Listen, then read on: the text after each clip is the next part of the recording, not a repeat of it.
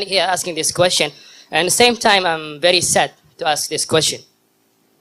If the Quran is a book of the guidance, and the Islam is a religion of the knowledge and all this, then why we are Muslim as a nation, as a majority, we are standing in the back among the nations?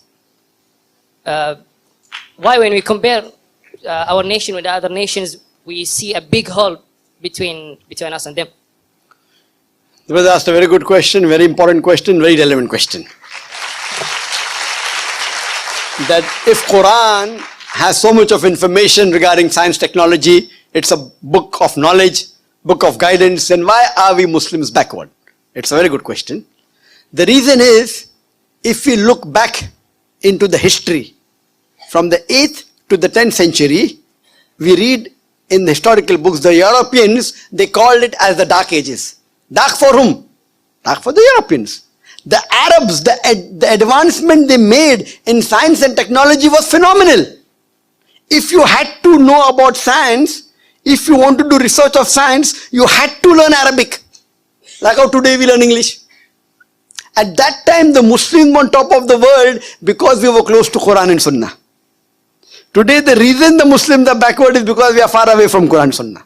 So Quran is not to blame, you and I are to blame.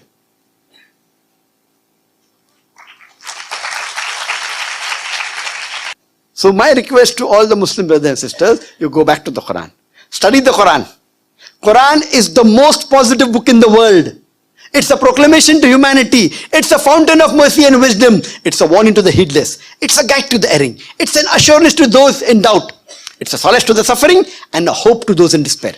You can get all these benefits only if you read the Quran with understanding. If you don't know Arabic, read the translation of the Quran in the language you understand the best. Implement it, inshallah, it will be a guidance for you for your full life, and you'll see your life change. Hope that answers the question.